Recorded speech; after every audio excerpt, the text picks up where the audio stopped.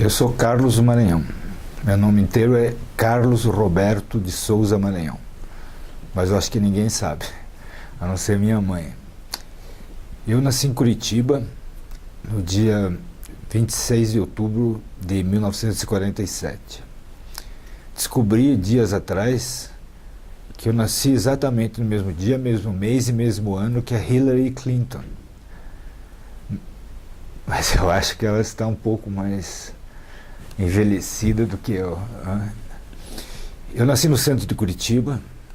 Meu pai, José Maranhão Filho, era contador e formado em economia. E minha mãe, Maria Domicila de Souza Maranhão, trabalhou um pequeno período como professora. Meu pai era da cidade de Paranaguá.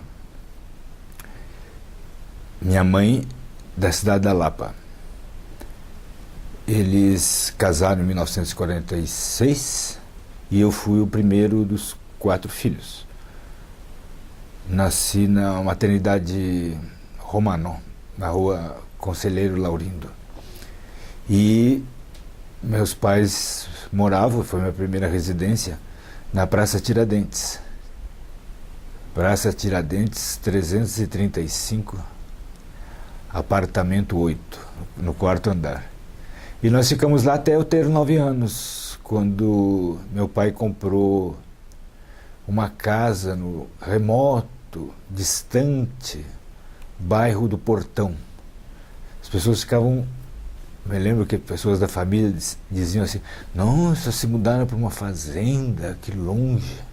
A distância da Praça Tiradentes era de 6 quilômetros. 6 quilômetros.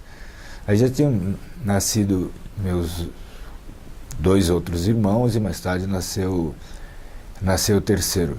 Eu não conhecia avô, nem por parte de pai, nem por parte de mãe. Eles morreram antes de meus pais se conhecerem.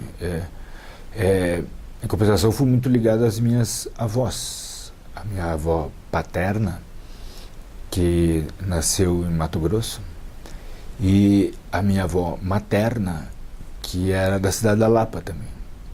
A minha avó materna, ela era minha madrinha também.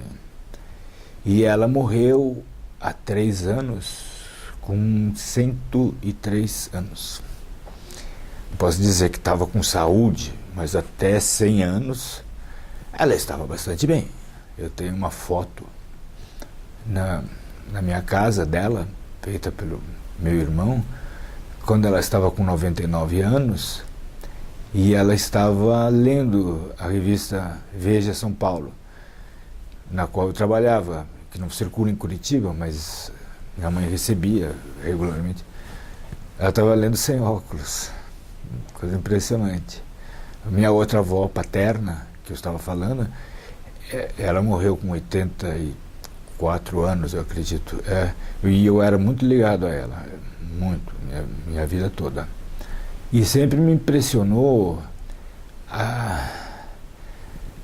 as casualidades, as circunstâncias que me levaram a nascer, não é? Porque, evidentemente, qualquer pessoa que nasce, a possibilidade é quase que infinitesimal. Que o espermatozoide fecunde o ovário, mas, enfim, estão ali, está o casal.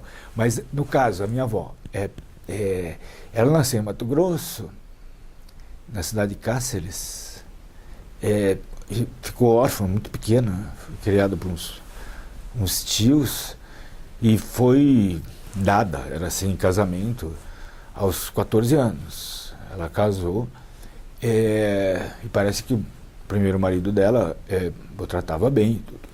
Ela teve 2 filhos, e aí o marido morreu quando ela tinha 18 anos. 18 anos. E ela veio, por circunstâncias, a conhecer meu avô. Meu avô era do Exército. Ele era do Natal, no Rio Grande do Norte. E foi transferido para o Mato Grosso. E lá conheceu minha avó. Isso em meados do século XIX. Comecinho do século XX. Minha avó nasceu em 1881. Eu acho que ela casou com meu avô, eu acho que não, o segundo casamento dela, eu acho que foi em 1899. Como é que se fazia nessa época para ir do Rio Grande do Norte a Mato Grosso e as duas pessoas se cruzarem? A possibilidade, eu acho que era remotíssima, né? Mas, no entanto. E ela teve 11 filhos, mais 11 filhos com o meu avô, sendo que o último foi meu pai. Então são circunstâncias curiosas. Aí meu avô, pelo que eu sei da família, ele era um oficial do exército, brigão, criador de casos. Do contrário, não estaria servindo em Mato Grosso, não era exatamente um posto nobre. Daí ele, por alguma razão que eu nunca vinha descobrir, ele foi transferido de Corumbá, isso, para Paranaguá, na década de 10. E isso minha avó sempre me contou, como é que foi a viagem de Corumbá até Paranaguá. Hoje, se você vai fazer essa viagem, é evidente que não existe um voo direto, mas se tivesse um avião fretado, eu acredito que um voo direto, talvez 3 horas. Eles saíram de Corumbá, eles desceram o rio Paraguai, creio, até Assunção. Em Assunção, eles pegaram, minha avó falava, um vapor, que aí sim, pelo rio Paraguai, foi até Buenos Aires. E de Buenos Aires, um outro navio subiu o Oceano Atlântico em direção ao Paranaguá. Ela disse que essa viagem durou mais de 13 meses. Era assim. Em Paranaguá nasceu a última das minhas tias que estava viva, a Zuleika, e finalmente o meu pai, em 1920. Essa é a história, de um lado. Do outro lado, meu avô, que eu também, como eu disse, eu não conheci, que se chamava Alfeu, pai da minha mãe, ele era promotor de justiça. Ele era promotor público na cidade da Lapa, onde conheceu a minha avó. Interessante que meu avô fez carreira como promotor, morreu relativamente jovem, de coração, em torno de 50 anos, mas ele não era formado em direito. Existia uma categoria que se chamava rábula. Era um prático de direito, mas acredito que ele era um profissional competente, tanto que foi nomeado para uma vara como promotor e tudo. E há poucos anos, talvez 5 anos, 2010, 2011, fizeram uma homenagem colocando o retrato dele no fórum da cidade da Lapa. E até minha mãe, eu estive presente, até minha mãe discursou, ela preparou um discurso bonito, dizendo que ela sempre soube que o pai dela tinha sido, na época, segundo algumas pessoas próximas, um dos grandes promotores do Paraná. Bom, eu fui criado então na Praça Tiradentes, como eu estava contando, e comecei a estudar numa escolinha chamada Escola da Dona Lulu Zeiler Veiga, que ficava na rua Trajano Reis. Era uma sala só, e ficavam os alunos do 1º, 2º, 3º e 4º ano primário. Junto, ela dava aula para agora o 1º ano, agora parava, aí passava o 3º, depois voltava, ia para o 2º e para o 4º. E eu, no final do 1º ano, eu sabia muita coisa do 4º ano, assim, por exemplo, né? Era muito interessante. Minha irmã também estudava, e 2 meninas que moravam no meu prédio, a Lúcia e a Marisa. Lúcia é essa que é amiga da minha irmã até hoje. E a Marisa era irmã do Bernardo Pericaz, que depois morava no prédio, evidentemente, depois se tornou diplomata, embaixador brasileiro, fez carreira no Itamaraty e tudo. A Marisa era muito bonitinha. Eu com 7 anos, assim, tem uma foto minha segurando a mão dela. Acho que teria sido a primeira namorada, coisa de infância. Mas a escola do Lulu ficou marcada na minha vida por ela. Eu aprendi muitas coisas. Eu estudei lá até metade do 3º ano primário, porque daí ela fechou a escola, acabou. No passado, era uma escola já antiga, de uns 30 anos. Diziam que ela obrigava os alunos que não sabiam a matéria ou que tinham cometido alguma indisciplina a se ajoelhar no milho. E parece que não era lenda, que era realmente assim. Ela era muito brava, ela gritava às vezes, mas ela contava histórias muito interessantes. Ela foi, eu acho que começou a despertar em mim o amor pela história, porque as aulas de história dela eram muito ricas, muito ricas. Ela soltava a imaginação. Eu me lembro do que ela falava do Tiradentes, que quando o Tiradentes estava a caminho da forca, ele tinha direito a um último desejo. Ela explicou: todo condenado à morte tem desejo ao último desejo. E aí, até aí estava correto. Aí, de repente, ela solta a imaginação dela, contando para os alunos. Eu, no começo, acreditava. E daí perguntaram: Tiradentes, o que você vai querer como último desejo? E o Tiradentes disse assim: eu quero fumar um cigarrinho.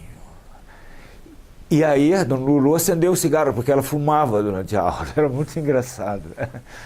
O que nunca me despertou o desejo de fumar, embora depois eu passasse a fumar cigarro. Mas ela contou com imaginação que o Tiradentes fumou um cigarro antes de ir para a forca. Que evidentemente que não é verdade, que eu acho que nem existia. No final do século XVIII, cigarro, como a gente conhecia, o consumo do tabaco era de forma diferente, né? E ela também me dava boas notas em redação, né? Que era uma matéria que eu gostava. Tinha dificuldade com a aritmética, um pouco, né? Mas eu adorava história e geografia e português. Depois de lá, com a escola fechada, eu fui estudar Estudei um pouco no grupo escolar Júlia Vanderlei,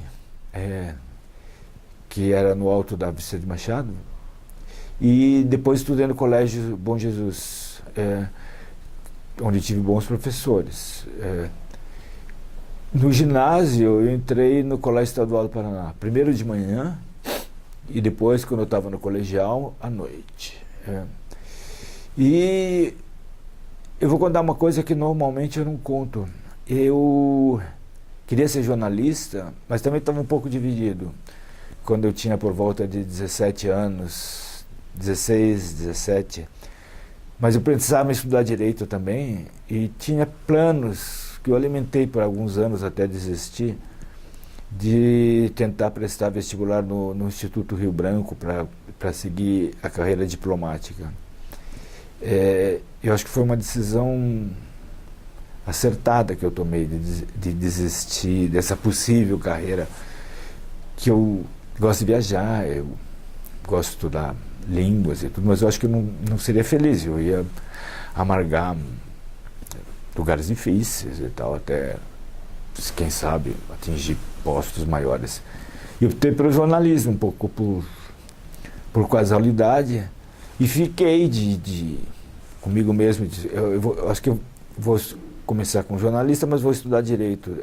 Mas fui deixando e acabei não fazendo faculdade. Por quê? Em 69, eu fui um dos últimos, acho que aqui em Curitiba, a conseguir registro de jornalista profissional, porque eu já estava trabalhando no jornal Estado do Paraná. E com o registro, eu não tinha necessidade de fazer a faculdade de jornalismo, que se tornou um requisito indispensável para o exercício da profissão. E aí fui deixando e fui me tornando cada vez mais o que eu acho que eu sou, em termos de formação. Um autodidata que aprendeu quase tudo lendo, fazendo pequenos cursos, conversando, viajando, entrevistando, trabalhando, mas sobretudo lendo. Não por obrigação, por, por prazer. Quando mais tarde, já bem mais tarde, meus dois filhos, estavam relativamente grandes, entrando na adolescência, eu contei, um pouco mais da adolescência, eu contei para eles que a minha formação não podia servir de exemplo para eles, que eles tinham que estudar sempre, que tinham que se formar, se possível fazer pós-graduação, que eu era uma exceção à regra. E contei exatamente o que eu estou dizendo aqui, as circunstâncias que me levaram. Bom, eu comecei a trabalhar, então, voltando, no jornal Estado do Paraná, que ficava na rua Barão do Rio Branco. Fui lá porque eu conheci o Aramis Milarche, por acaso. Grande jornalista, o Aramis Milarche. Eu sempre fui muito grato a ele. Eu o conheci no colégio estadual, que no segundo colegial, eu acho, a professora de português, a Maria Comninos, que a gente chamava de Maria Grega, ela resolveu, com uma atividade extracurricular, encenar uma peça grega. Era o Édipo Coroado. E nós, os alunos, ninguém era ator. A gente se caracterizou, tínhamos que decorar o texto. Eu fiquei um papel muito pequenininho. Acho que era, nem me lembro qual era. Nem me lembro qual era. Tinha uma menina que depois virou, duas que eu acho que viraram atrizes, ou fizeram alguma coisa, Cecília de Cristo, e uma que era chilena, Lota Moncada. Foi isso aí. Então, foi encenado, acho que uma única vez o Édipo, né? Mas o Aramis um dia apareceu lá, provavelmente chamado pela Maria Comninos, e que ele fez uma matéria no jornal Estado do Paraná. E aí falei rapidamente com ele. Bom, no dia do Réveillon, 65 para 66, eu acho que eu ia numa festa com os amigos, né? Eu passei na Boca Maldita para engraxar sapata. E ao meu lado estava sentado o Aramis, de smoking, nunca esqueci, que ele ia algum Réveillon chique, né? E aí nós ficamos conversando um pouco, né? E ele perguntou o que eu fazia, eu disse, estava estudando e tal. E ele perguntou assim, quer fazer um teste como jornalista? Eu disse, adoraria. Disse, então vai lá segunda-feira ou terça-feira, procura o chefe de reportagem lá, o Pietro Belli, Antônio Pietro Belli, o chefe de reportagem do Estado do Paraná. Eu fui, conheci ali o Mussa José de Assis, que era o diretor do jornal, e me deram alguma matéria para fazer, eu fiz, voltei, dava alguns conselhos, fui indo, fui ficando, trabalhei 1 mês e meio de graça, e depois de 1 mês e meio, o Mussa disse que ia me contratar, para minha surpresa. E eu fui contratado como jornalista, eu tinha 18 anos. E fiquei no Jornal do Estado do Paraná. Era um jornal muito interessante naquela época. E tinha algumas pessoas que trabalhavam lá, com as quais eu tive preciosas lições, menos de apuração, eu diria, mas mais de texto. Entre eles o Aderbal Fortes de Sajudo, grande redator, grande jornalista, o Renato Scheitzer, que era repórter, na verdade, o Luiz Carlos Zanoni, o Gilberto Ricardo dos Santos, e o irmão dele, Ricardo, meu nome. O Gilberto me lembra muito bem. Os dois irmãos, eles eram, como se dizia na época, copydesks, redatores, na verdade. E eles comentavam minhas matérias. E um dia o Gilberto Ricardo Santos falou para mim assim, sobre escrever. Ele disse assim, olha, escrever bem é pensar bem. Eu nunca esqueci isso. Você tem que pensar antes para depois escrever. Mas tem que pensar direito. Para pensar direito, se você é jornalista, se você é repórter, você tem que estar preparado, você tem que ter pesquisado, você tem que ter estudado, você tem que ter ido às fontes para apurar. Com base nisso, você é capaz de pensar na matéria que você vai escrever. Quando você consegue resolver ela na sua cabeça, você consegue escrever. Eu nunca esqueci disso. Às vezes são pequenas dicas, pequenos conselhos que te fazem seguir a trajetória correta, né? Fiquei lá e depois eu trabalhei na revista Panorama.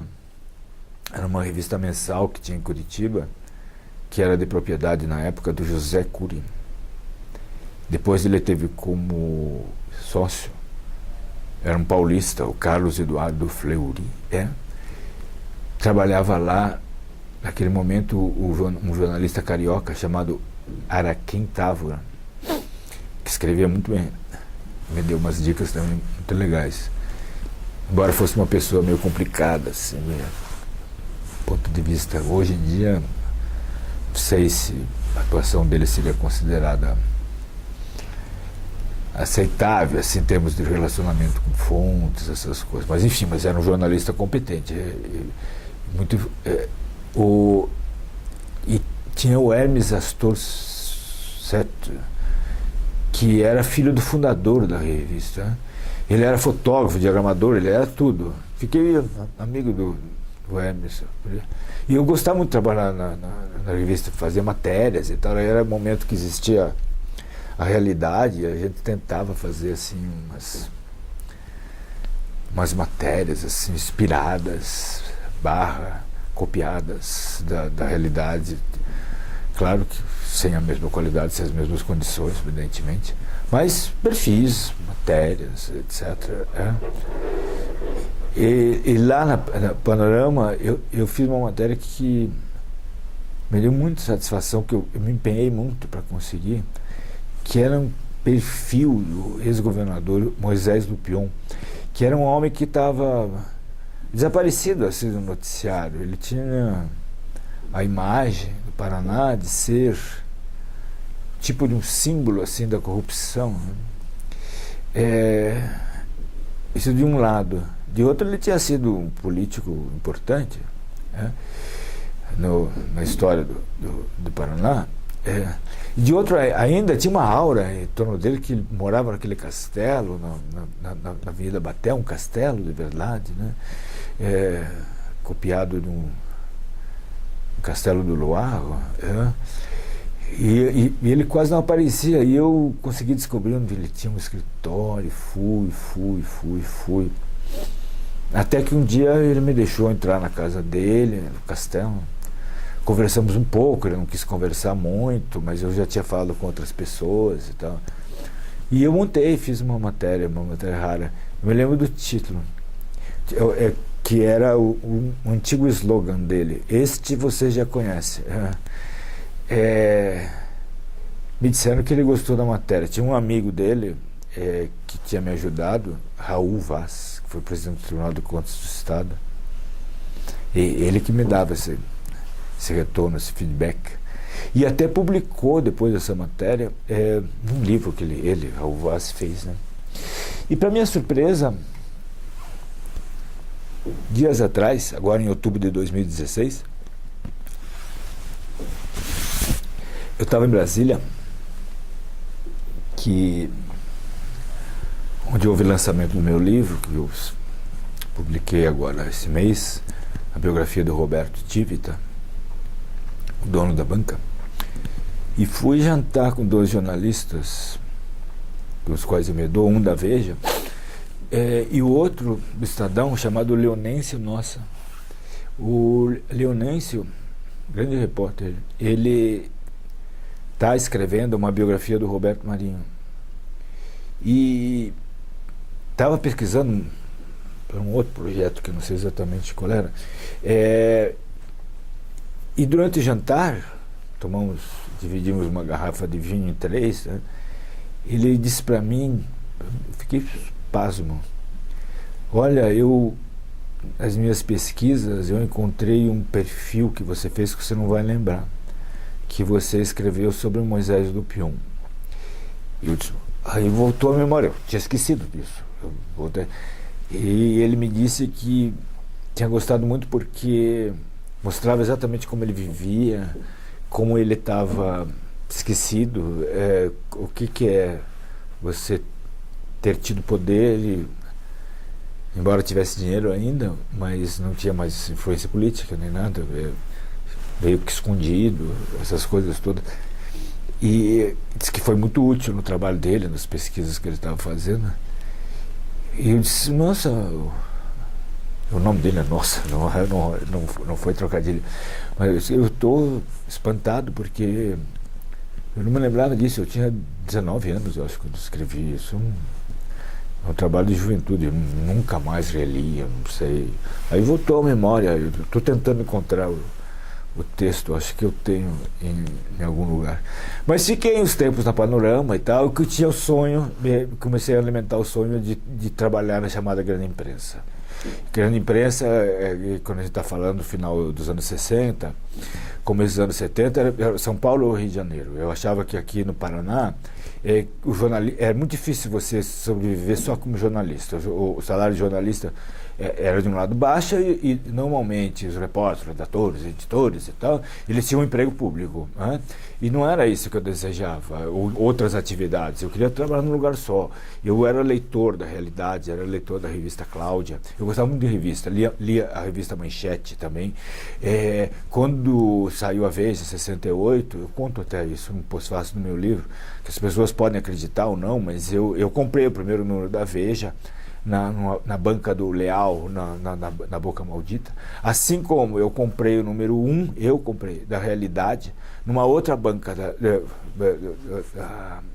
da Boca Maldita, e lia como leitor. É isso que eu quero na vida, eu quero escrever para revista, eu não quero trabalhar em jornal, eu acho que o meio é esse. E fiquei alimentando isso aí, primeiro na Panorama e tal, e pensando, né? Aí, em 68, quando eu ia começar a Veja, montaram uma sucursal, aspas, que na verdade era um jornalista só, era o Elmar Bones, era um jornalista de Porto Alegre, que fez o curso Abril para preparar os jornalistas que trabalhariam na revista Veja, e foi designado para trabalhar aqui em Curitiba. E ele me procurou na Panorama e tal, ele queria fazer contatos, e nós ficamos muito amigos. E ficamos muito amigos. Eu na época era casado, eu não tinha filhos, ele era casado também, depois eu me separei do primeiro casamento, e trocavam muitas ideias, tá, professor.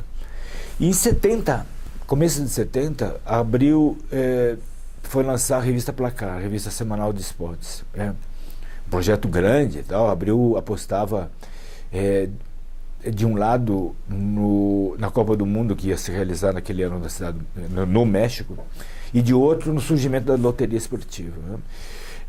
Então a revista foi lançada com uma equipe muito boa, tudo. E o Elmar me convidou para ser o correspondente aqui em Curitiba. Na verdade, o primeiro a trabalhar nos chamados número 0 do Placar foi o Carlos Alberto Pessoa, o Nego Pessoa. Mas ele ficou até o número 1, não deu certo.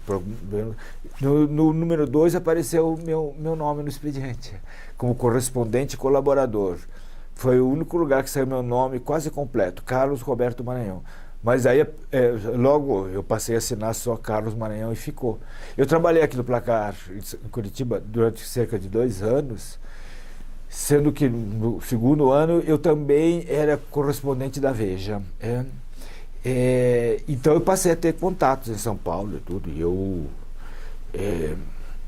fui amadurecendo meu plano de ir para São Paulo.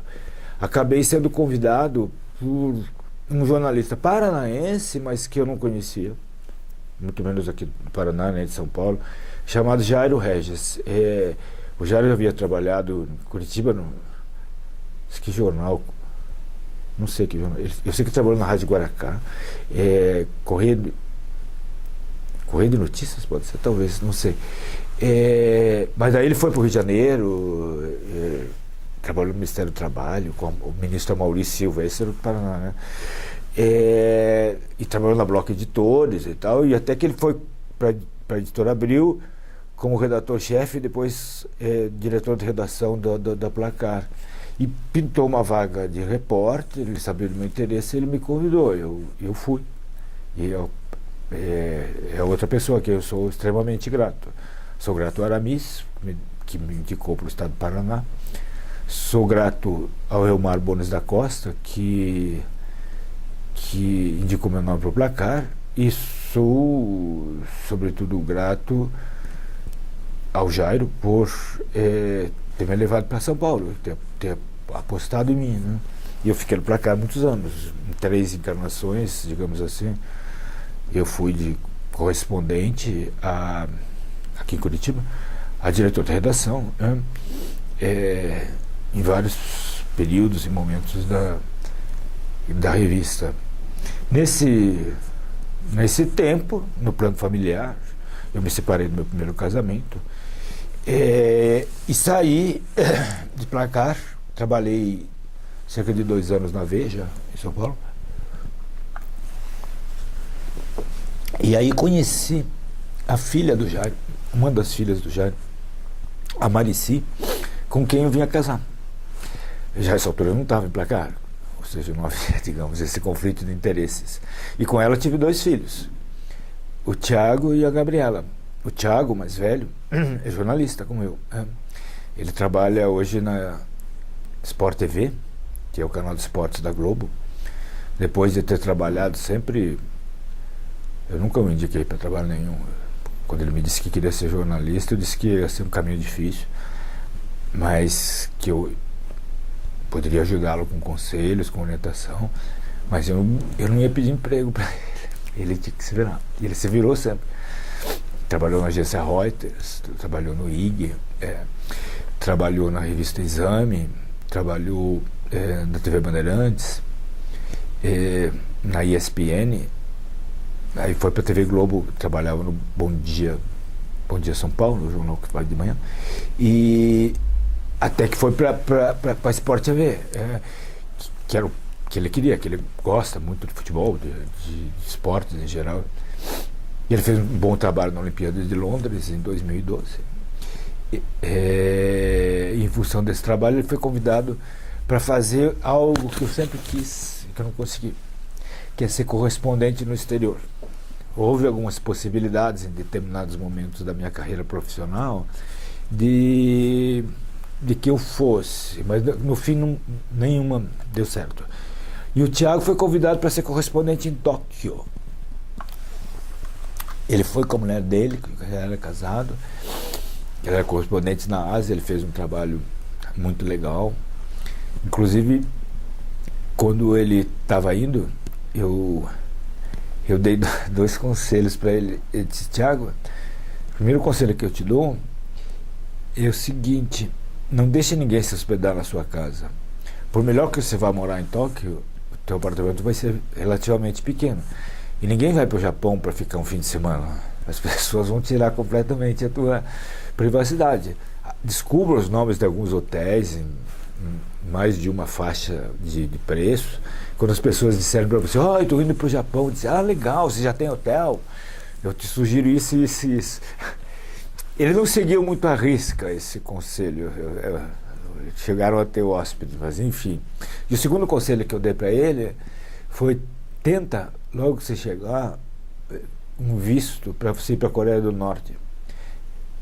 Proponha para a Embaixada da Coreia do Norte e para a Sport TV você fazer uma matéria de esporte na Coreia do Norte. Coisa que ninguém fez. Através disso você vai mostrar o país mais fechado do mundo. Ele gostou e esse conselho ele seguiu, e depois de 1 ano ele conseguiu o visto. E ele foi com o produtor e o cinegrafista, e ele fez uma série de 3 matérias da melhor qualidade, que nunca ninguém tinha feito sobre isso. Esse é o Tiago, e lá, quando ele morava lá, nasceu a Cecília, a minha neta mais nova, que eu tenho outras 2. Uma outra filha do Tiago, que é fruto de um romance de adolescência, a Isabel, que me fez acreditar mais do que nunca em algo que sempre teve na minha cabeça, que Isso não é um conceito religioso, não, mas é uma coisa no qual eu acredito, que Deus escreve certo por linhas tortas. Quando a Isabel nasceu, o Tiago tinha 17 anos e a Carolina, a mãe dele, que era colega dele na escola, tinha 16. Tinha tudo para dar errado. Deu certíssimo. Hoje ela tem 20 anos, menina inteligente, bonita, sempre se virou sozinha, morou um período com a mãe e o marido da mãe na Inglaterra, e acabou, ela está na Inglaterra agora, ela estuda neurociências na Universidade de Brighton. Eu sou padrinho dela. Tenho o Tiago, meu filho, e minha filha, a Gabriela. Gabriela, um pouco por influência minha, mas, claro, pela cabeça dela, ela acabou fazendo o curso que eu pensava em seguir, que é de Direito. E ela fez muito bem. Depois que ela se formou na PUC de São Paulo, ela resolveu tentar concurso. Os concursos na área de Direito são muito difíceis, né? Normalmente você não pode fazer um concurso só para magistratura, por exemplo, só para o Ministério Público. Ela tentou diversos, ela se aplicava, ela só fazia isso. Mas aí, de repente, ela descobriu uma brecha muito importante, que são os cartórios, né? Porque os cartórios eram hereditários no Brasil, mas depois da Constituição de 88, quando eles ficam vagos, em função de morte ou outro motivo, tem que ser preenchidos através de concurso público, né?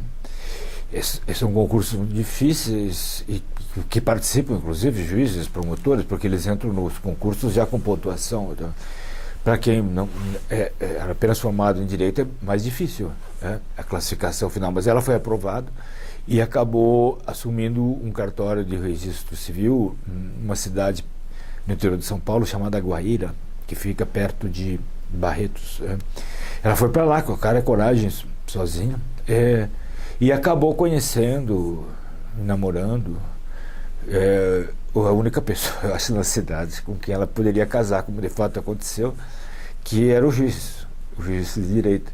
Eles casaram e tiveram uma filha, a Tereza, uma menina que agora tem 2 anos e meio.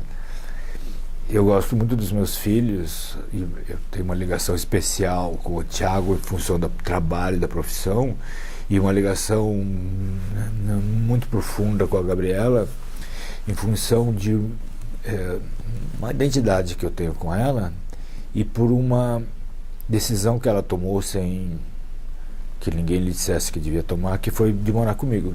Eu estava separado da mãe dela, ela morava com a mãe, e ela decidiu que queria morar comigo. E morou 7 anos, durante todo o período em que ela estudou Direito. Morávamos nós dois. Ela tem gênio, às vezes, difícil, né? Mas nós convivemos muito bem. Um dia difícil foi quando ela foi embora. E eu, vindo para São Paulo, voltando à minha carreira profissional, nesse depoimento já um tanto longo, eu, depois de aquela passagem pela Veja, eu voltei para o Placar. Nessa altura, o Jairo, meu sogro, já não trabalhava nem na Abril, nem em São Paulo, tinha morado no Espírito Santo. Eu voltei para o Placar, convidado pelo Juca Kfouri, que dirigia a área, era o publisher, para ser o diretor de redação. E fiquei lá mais 3 anos. Depois fui para Playboy fiz várias coisas, inclusive um trabalho que foi talvez o mais prazeroso da minha vida, que foi fazer entrevistas longas para a revista, né? Além de perfis. Eu fiz algumas entrevistas que me deram grande satisfação, não só profissional, mas também pessoal, porque eram entrevistas que exigiam um preparo muito grande, uma convivência extensa com o entrevistado, às vezes 8, 9, 10 horas de gravação em diferentes sessões, né? Então você fica conhecendo a pessoa. Desculpa, eu gostei muito de fazer entrevista, que eu me lembre agora, com o autor Lima Duarte. com o escritor o João Ubaldo Ribeiro, com também escritor que normalmente na época não dava entrevista ao vivo, o Luiz Fernando Veríssimo. Fizemos uma parte por escrito, uma parte gravada em Porto Alegre. A Bruna Lombardi, que na época estava no auge como atriz,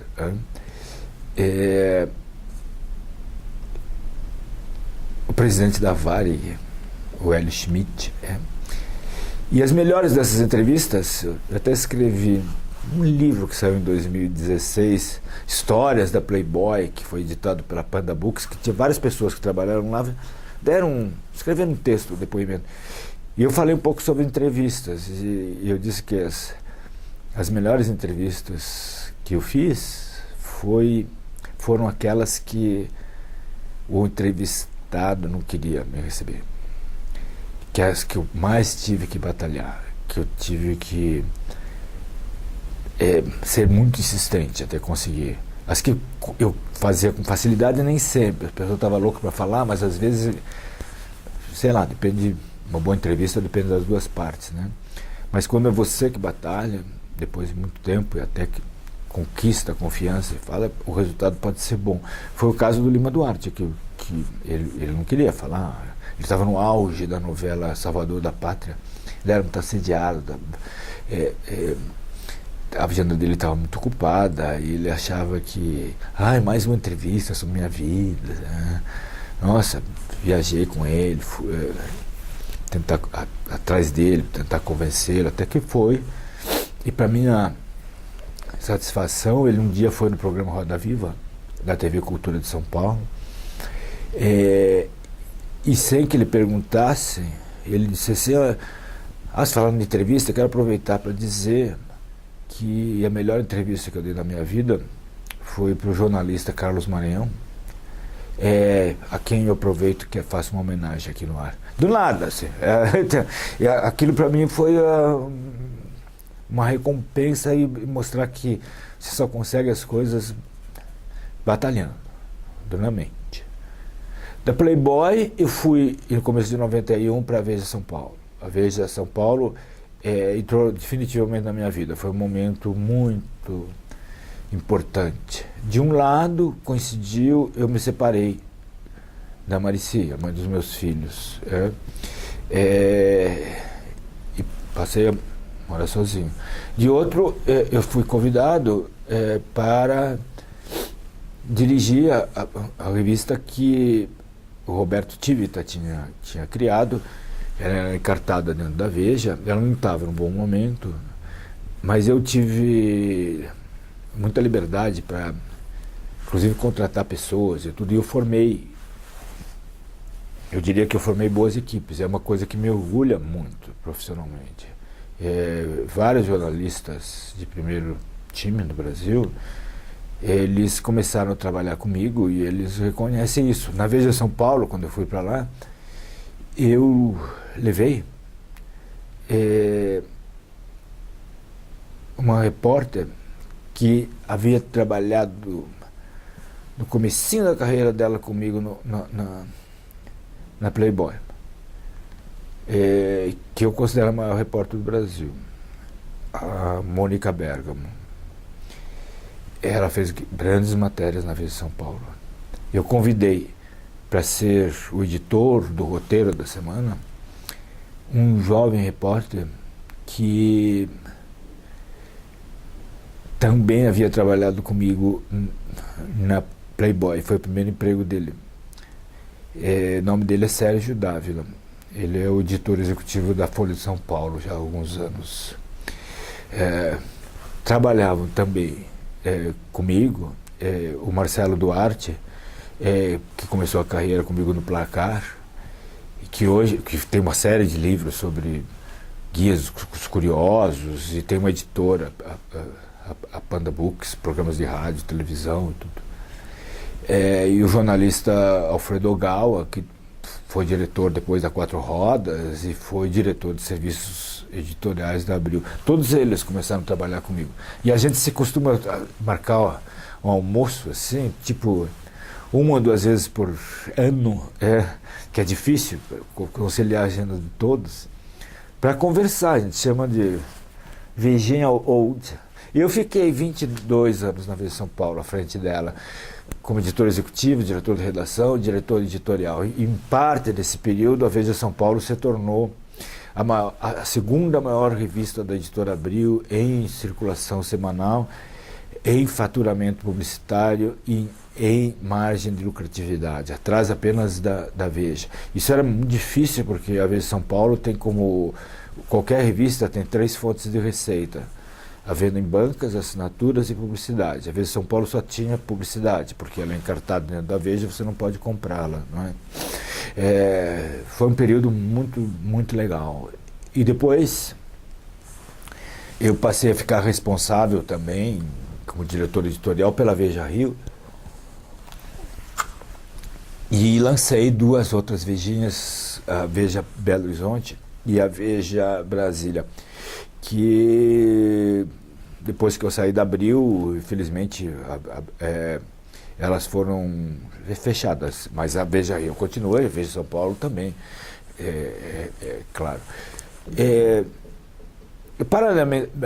Paralelamente a isso aí, em 2002, 2003, eu desenvolvi um projeto meu, que era escrever um livro, que era a biografia do escritor Marcos Rey, que foi publicado pela editora Companhia das Letras. Chama-se Maldição e Glória, não é? Eu conheci pouco Marcos Rey, mas eu que o contratei como cronista da Veja São Paulo. E ele era um escritor de sucesso, e ele chamava muita atenção das pessoas que eu conhecia, porque ele tinha as mãos assim meio deformadas, ele era um pouco estranho, ele não falava com isso com ninguém sabia qual era a origem disso. E quando ele morreu, em 99, eu fui no velório dele, e a viúva, na saída, ela me abraçou e disse para mim assim que eu deveria escrever a história do Marcos Rey. Não entendi bem por que ela estava falando aquilo. Ela disse: vamos conversar, você não sabe o que ele tinha. Ninguém sabe, mas ela chegou a hora de contar. Aí ela usou essas palavras: ele tinha lepra. Não se usa mais, disse hanseníase. Mas enfim, era uma história que ela me contou e que eu pesquisei profundamente, e sobre a qual o Marcos Rey jamais se referiu na vida dele. Nunca escreveu uma linha. Ele era autor de dezenas de livros, alguns deles de muito sucesso, como Memórias de um Gigolô, por exemplo, que virou minissérie, e uma série de livros infantis e juvenis. Ele era um bom escritor, bom contador de histórias. Mas ele, quando era menino, de 16 anos, descobriu que ele era portador da hanseníase, de uma forma que levou a deformações no corpo. E isso era nos anos 40. E eu não sabia, foi uma história que eu descobri, que na época, no estado de São Paulo, principalmente no estado de São Paulo, os doentes, as vítimas da hanseníase, eram recolhidos compulsoriamente, eram caçados como se fossem criminosos e levados a sanatórios que existiam em São Paulo, onde ficavam fechados, como se estivessem numa cadeia, porque imaginava-se que eles não podiam ter contato com a sociedade, que a doença seria facilmente transmissível. Esse foi um drama, uma página negra, né?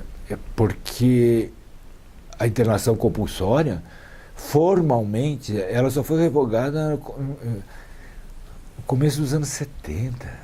É claro que isso já havia mudado, porque havia sido descobertos medicamentos para o tratamento da hanseníase, não é?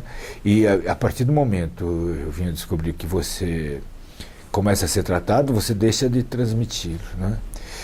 Mas é uma doença maldita, e isso que marcou a vida inteira dele. E eu contei o livro conta a vida dele, mas passando sobre essa doença, é claro. Daí o título, Maldição e Glória, né?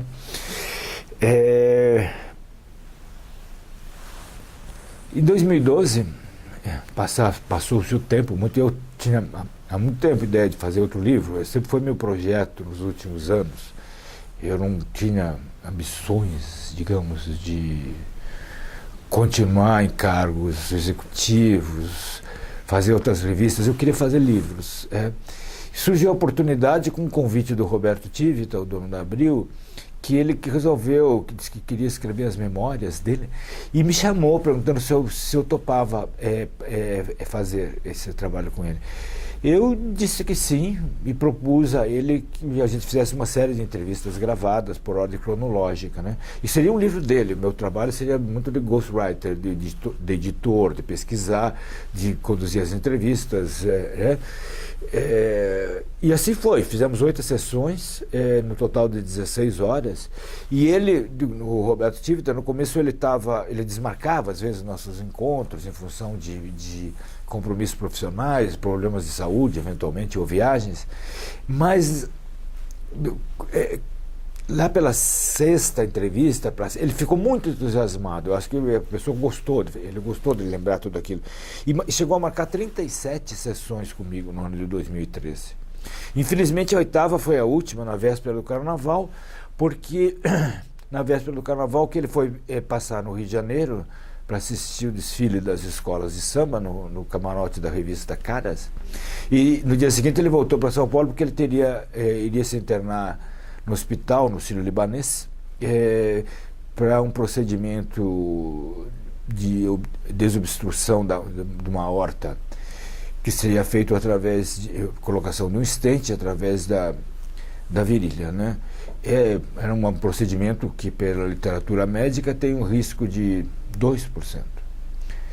Infelizmente, no caso dele, houve o rompimento da aorta, ele teve uma hemorragia muito grande, ele acabou entrando em coma, ficou consciente por algum tempo, inconsciente, e resumidamente ele ficou 104 dias no hospital e morreu. E com ele morreu também o projeto do livro que a gente tinha, porque eu tinha um depoimento, uma série de depoimentos que eu já tinha transcrito, bons, ricos, mas insuficientes para publicação, não é? Então eu amadureci na minha cabeça a ideia de fazer uma biografia dele, mas aí ela teria que ser independente, uma biografia minha, de minha inteira responsabilidade, não seria da Abril. E para isso eu precisaria pesquisar e, sobretudo, entrevistar pessoas, né?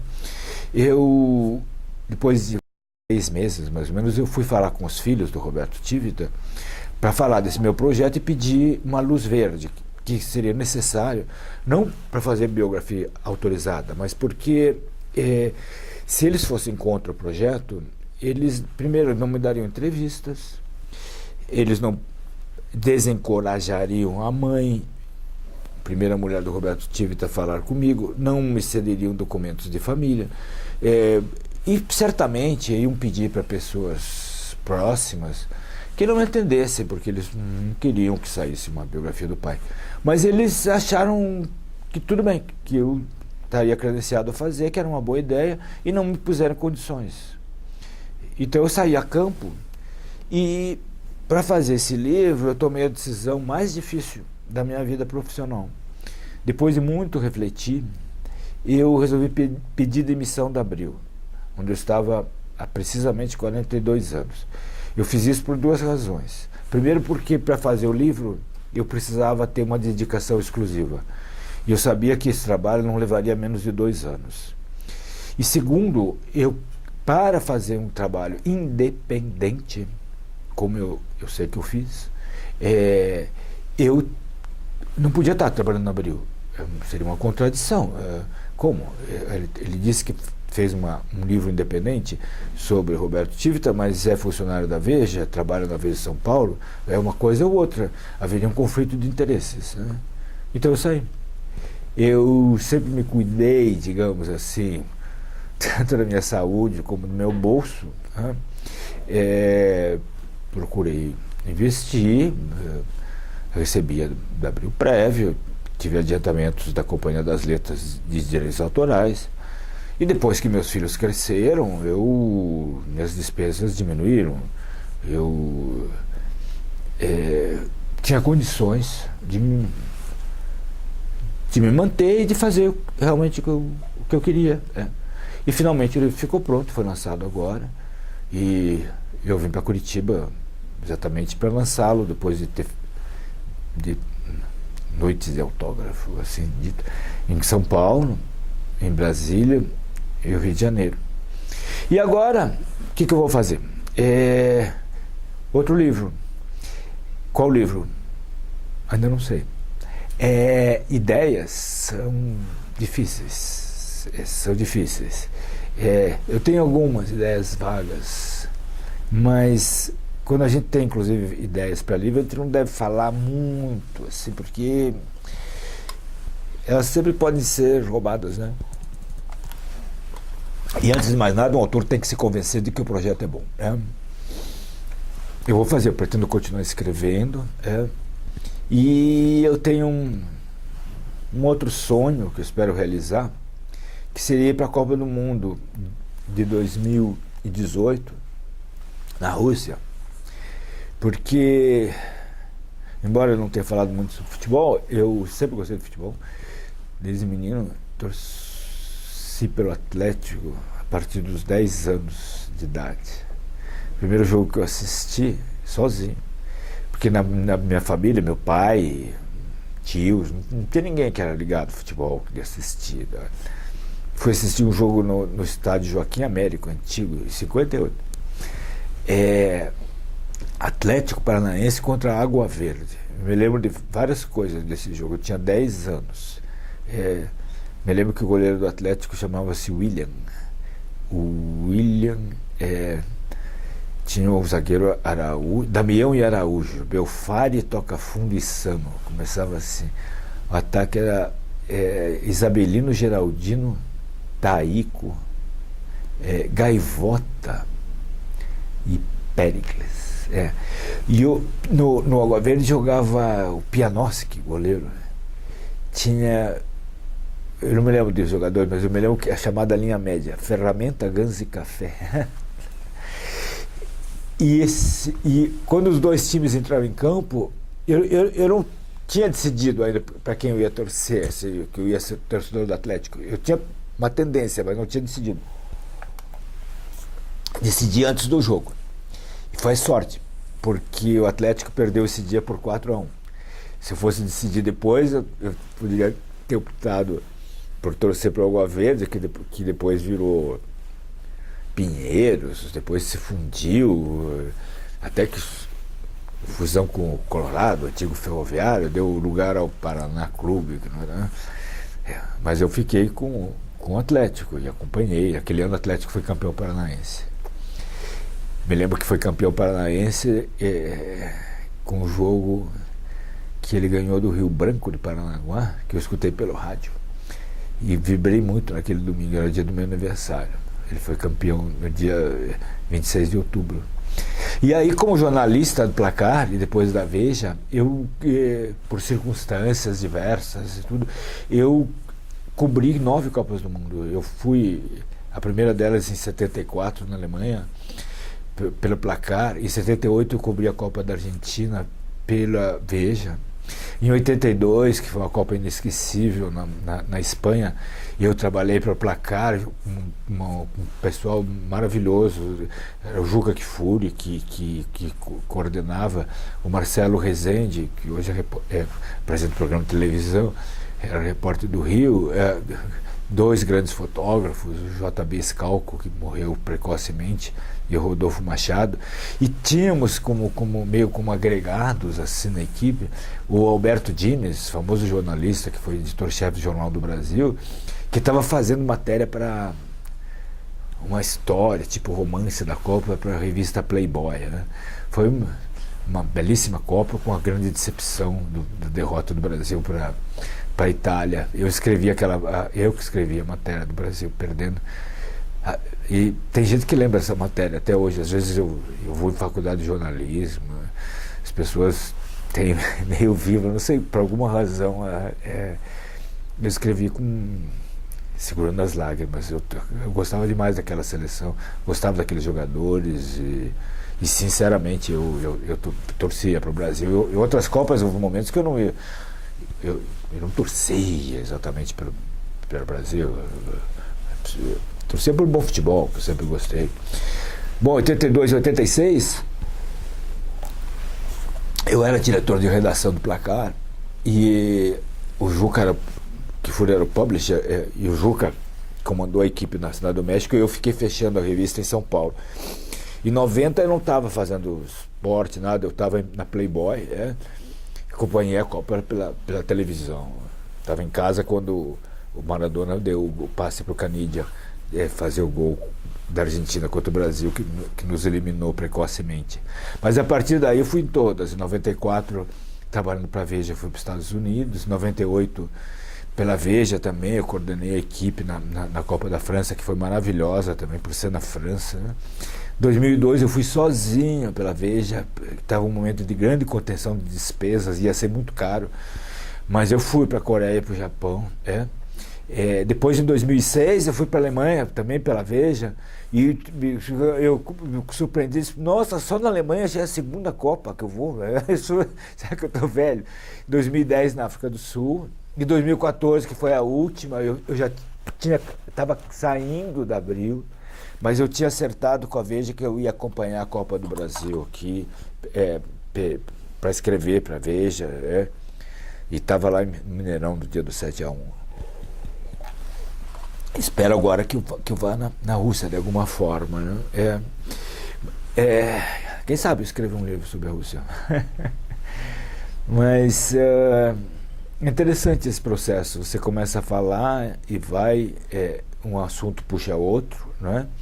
E fala da família, como disseram que eu ia falar, falei dos meus avós, minhas avós, na verdade, meus avós eu não conheci, falei dos meus pais, um pouco dos meus filhos, falei muito da minha vida profissional, e foi assim.